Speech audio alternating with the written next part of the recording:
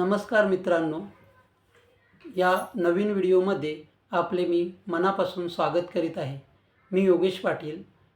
या चॅनलद्वारे मी आपली मराठी संस्कृती, परंपरा, सण, उत्सव याबद्दल माहिती देणार आहे। मराठी संस्कृती जपण्यासाठी केलेला हा छोटासा प्रयत्न आहे। व्हिडिओ आवडल्यास व्हिडिओला लाईक करा आणि चॅनलला सबस्क्राईब करा। नवीन नवीन व्हिडिओ पाहण्यासाठी आपल्या मित्रपरिवारांसह चॅनलला शेअर करायला विसरू नका। चला तर मी आता आपल्या नवीन व्हिडिओला सुरुवात करीत आहे। आजचा आपला टॉपिक आहे उत्सवानंतर येणारा सर्वात मोठा सण म्हणजेच नवरात्री उत्सव। यावर्षी हा सण 3 ऑक्टोबर रोजी येत आहे।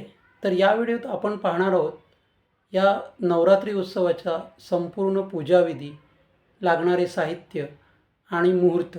घटस्थापना मुहूर्त 3 ऑक्टोबर रोजी सकाळी 6:15 ते 7:22 असेल। तर अभिजात मुहूर्त सकाळी 11:46 ते दुपारी 12:33 असेल। शारदीय नवरात्रीचे महत्त्व। हिंदू धर्मात शारदीय नवरात्रीला खूप महत्त्व दिले गेले आहे। आश्विन महिन्यात शरद ऋतूची सुरुवात होत असल्याने याला शारदीय नवरात्री असे म्हणतात। पौराणिक कथेनुसार शारदीय नवरात्रीमध्ये दुर्गामातेने महिषासुराशी 9 दिवस युद्ध केले। 10व्या दिवशी दुर्गामातेने महिषासुरावर विजय मिळवला। त्या दिवसापासून माता दुर्गा आणि तिच्या 9 रूपांची पूजा केली जाते।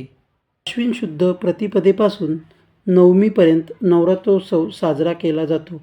कुलदेवतेची स्थापना यावेळी केली जाते। देवीची मूर्ती प्रतिष्ठापित केली जाते।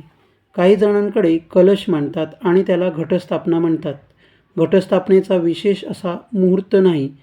आश्विन शुद्ध प्रतिपदेच्या दिवशी दिवसभरात केव्हाही ही पूजा मांडू शकता। एकदा ती पूजा मांडली की 9 दिवस ती हलवत नाहीत।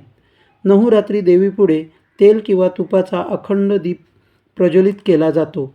देवीची त्रिकाल पूजा केली जाते, म्हणजे दिवसातून 3 वेळा देवीची पूजा केली जाते। पूजेच्या दुपारी पूजेनंतर 9 दिवस फुलांची माळ बांधली जाते। घटस्थापनेचे साहित्य। नवरात्री घटस्थापनेसाठी लाल रंगाचे कपडे परिधान करा।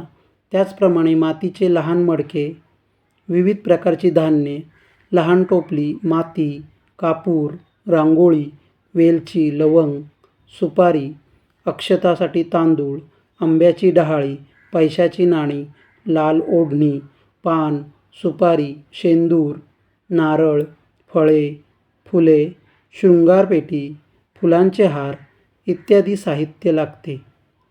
कलशाची स्थापना करण्यासाठी मातीच्या भांड्यात प्रथम माती टाकावी, त्यात 7 प्रकारचे धान्य टाकावे आणि वरून थोडी माती टाकावी।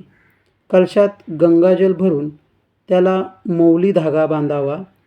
या पाण्यात सुपारी, अक्षता आणि नाणी टाकल्यानंतर कलशाच्या काठावर 5 विड्यांची किंवा आंब्याची पाने ठेवावीत।